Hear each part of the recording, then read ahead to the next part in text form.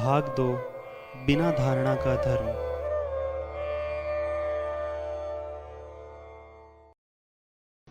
एक आदमी के घर बगीचे में काम करते वक्त उसकी खुरपी खो गई।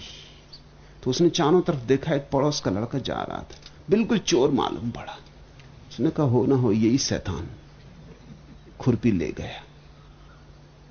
फिर 2-3 दिन उसने उसकी जांच परख की, जहां भी दिखाई पड़े तो गौर से देखे, बिल्कुल चोर मालूम पड़े। चाल से चोर, आंख से चोर, हर तरह से चोर। और 30 से चौथे दिन खेत में अपने बगीचे में काम करते वक्त एक झाड़ी में पड़ी हुई वो खुरपी मिल गई। अरे उसने कहा खुरपी तो यहीं पड़ी। फिर उस दिन उस लड़के को देखा, वो एकदम भला सज्जन मालूम पड़ने लगा।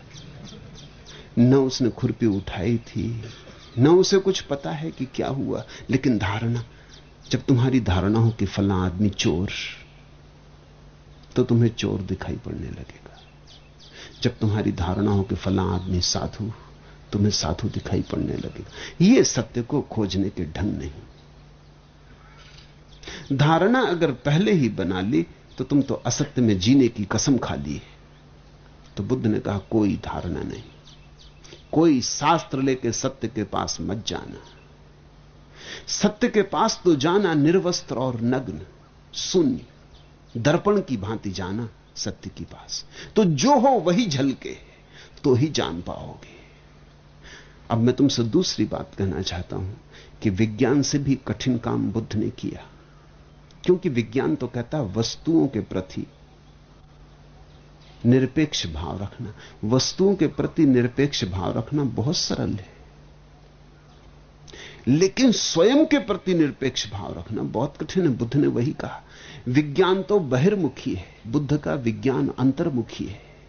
धर्म का अर्थ होता है अंतर्मुखी विज्ञान। बुद्ध ने कहा जैसे दूसरे को देखते हो बिना किसी धारणा के, ऐसे ही अपने को भी देखना बिना किसी धारणा के। यह जरा कठिन बात है, करीब करीब असंभव जैसी, क्योंकि हम अपने को तो बिना धारणा के देख ही नहीं पाते। हम तो सब अपनी अपनी मूर्तियां बनाए बैठे। हम सब ने तो मान रखा है कि हम क्या हैं, कैसे हैं, कौन हैं, पता कुछ भी नहीं है, मान सब रखा है। इसलिए रोज दुख उठाते हैं, क्योंकि कोई हमें गाली दे देता है तो हमें कष्ट हो जाता है, क्योंकि हमने तो मान रखा था कि लोग हमारी पूजा करें और लोग गाली दे रहे हैं। कोई पत्थर फेंक देता है तो हम क्रोधित हो जाते, क्योंकि हमने तो मान रखा था कि लोग फूल मालाएं चढ़ाएंगे, लोग पत्थर फेंक रहे हैं। हमारी धारणाएं हैं अपनी। हमने मन में अपनी एक स्वर्ण प्रतिमा बना रखी, कल्पनाओं की, सपनों की, इंद्रधनुषी। बुद्ध कहते हैं ये प्रतिमाएं भी छोड़ो, नहीं तो तुम आत्म साक्षात्कार न कर सकोगे। तुम कौन हो ये धारणा छोड़ो।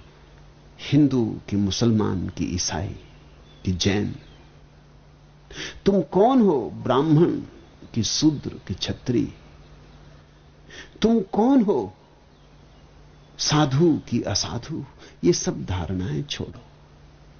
तुम निर्धारणा होकर भीतर उतरो। अभी तुम्हें कुछ भी पता नहीं कि तुम कौन हो। और ये सब धारणाएं बहुत छोटी हैं।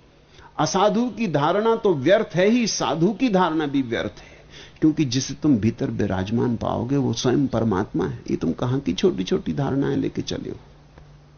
इन छोटी छोटी धारणाओं के कारण वो विराट नहीं दिख पाता। आंखें इतनी छोटी, विराट समाये कहां। तुमने सीमा इतनी छोटी बना ली है, बड़ा उतरे कैसे। तो तुम अपने भीतर भी टटोलते हो तो बस धारणाओं में ही उलझे रहते हो। बुद्ध ने कहा भीतर भी ऐसे जाओ जैसे तुम्हें कुछ भी पता नहीं। शांत मौन, अपने अज्ञान को धारण किए भीतर जाओ, तब वही दिखाई पड़ेगा जो है। और जो दिखाई पड़ेगा वही आंखें खोल देगा। ध्यानी आंख बंद करके ध्यान करने बैठता है, लेकिन जब ध्यान हो जाता तो आंख ऐसी खुलती है कि फिर कभी बंद ही नहीं होती, फिर सदा के लिए खुली रह जाती। जिनको तुमने अपना विचार मान रखा है, कभी ख्याल किया वो क्या है। मैं हिंदू, मुसलमान कि ब्राह्मण कि शूद्र कि अच्छा कि बुरा कि ऐसा कि वैसा, ये तुमने जो मान रखे हैं विचार, ये तुम्हारे हैं, ये सब उधार है। मन तो एक चौराहा है जिस पे विचार के यात्री गुजरते रहते। तुम्हारा इसमें कुछ भी नहीं। मैं एक घर में मेहमान था, 2 बच्चे सीढ़ियों पर बैठ के बड़ा झगड़ा कर रहे थे। तो मैंने पूछा मामला क्या है। जब मारा पीठ पर नौबत आ गई तो मैं उठा और बाहर गया। मैंने कहा रुको, बात क्या है? अभी तो भले चंगे बैठे खेल रहे थे। उन्होंने कहा कि इसने मेरी कार ले ली। मैंने कहा कहां की कार? तो उन्होंने कहा आप समझे नहीं, आपको खेल का पता ही नहीं। तो उनका खेल मुझे समझाओ। तो उन्होंने कहा बात यह है कि रास्ते से जो कारें गुजरती हैं, जो पहले देख ले वो उसकी। अभी एक काली कार गुजरी, वो मैंने पहले देखी और ये कहता है कि मेरी। इससे झगड़ा हो गया।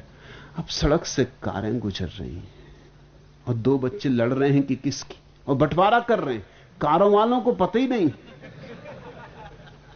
कि यहां मुकदमे की नौबत आ गई, मारपीट की हालत हुई जा रही। विचार भी ऐसे ही हैं, तुम्हारे मन के रास्ते से गुजरते हैं, इसलिए तुम्हारे हैं ऐसा मत मान लेना।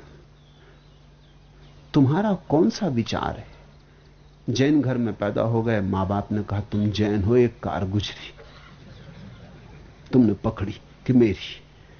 मुसलमान घर में रख दिए गए होते तो मुसलमान हो जाते, हिंदू घर में रख दिए गए होते तो हिंदू हो जाते। संयोग की बात थी कि तुम रास्ते के किनारे खड़े थे और कार गुजरी। यह संयोग था कि तुम जैन घर में पैदा हुए कि हिंदू घर में पैदा हुए। यह संयोग मात्र है। इससे तुम न हिंदू होते हो न जैन होते हो, मगर हो गए, तुमने पकड़ ली बात। किसी ने समझा दिया ब्राह्मण हो, तिलक टीका लगा दिया, जनेऊ पहना दिया।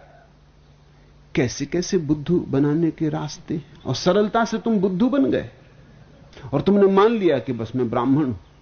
और तुम शूद्र को हिकारत की नजर से देखने लगे और अपने पीछे तुमने अकड़ पाल ली।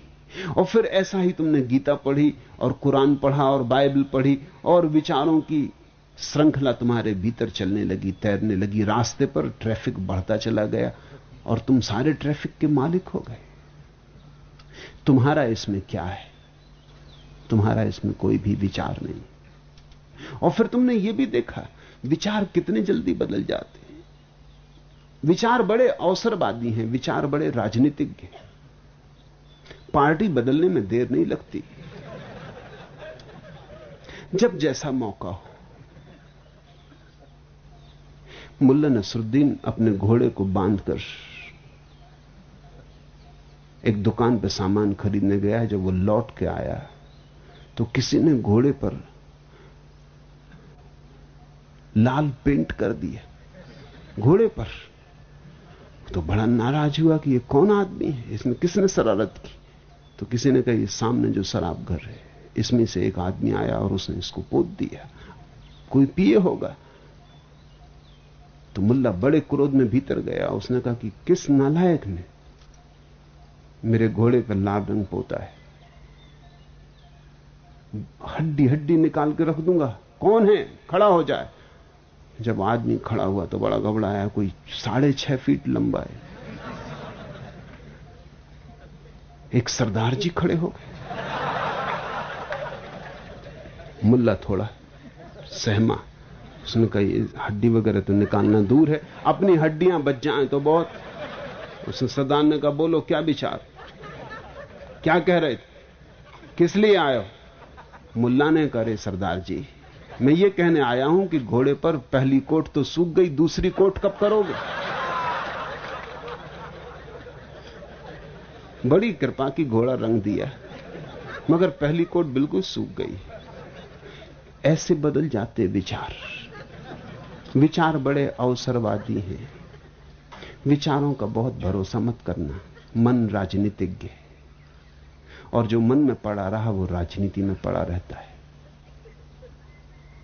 इसलिए मैं कहता हूं धार्मिक आदमी राजनीतिज्ञ नहीं हो सकता, क्योंकि धार्मिक होने का अर्थ है मन के पार गया, मन के पीछे जो चैतन्य है उसमें विराजमान हुआ। विचारों की इस भीड़ से हटो, लेकिन जब तक तुम पकड़े रहोगे कैसे हटोगे? विचारों की भीड़ ने ही तुम्हें बेईमान बनाया, पाखंडी बनाया, अवसरवादी बनाया है। मन रोग है, इससे अपने हाथ धो लो, बेमन हो जाओ। समाधि का इतना ही अर्थ है, ध्यान का इतना ही अर्थ है कि किसी तरह मन से तुम्हारा तादात्म्य छूट जाए। और तुम रोज देखते हो कि ये मन तुम्हें कैसे कैसे धोखे दिए जाता है, और इस मन के द्वारा तुम दूसरों को धोखे दे रहे हो, और ये मन तुमको धोखा दे रहा है। मैंने सुना है कि जंगल के जानवरों को आदमियों का एक दफा रोग लग गया। जंगल से दौड़ती जीपें और झंडे और चुनाव। जानवरों ने कहा हमको भी चुनाव करना चाहिए, लोकतंत्र हमें भी चाहिए। बड़ी अशांति फैल गई जंगल में। सिंह ने भी देखा कि अगर लोकतंत्र का साथ न दे तो उसका सिंहासन डमाडोल हो जाए। तो उसने कहा कि भाई हम तो पहले से लोकतंत्री हैं, खत्म करो इमरजेंसी, चुनाव होगा। चुनाव होने लगा। अब बेचारे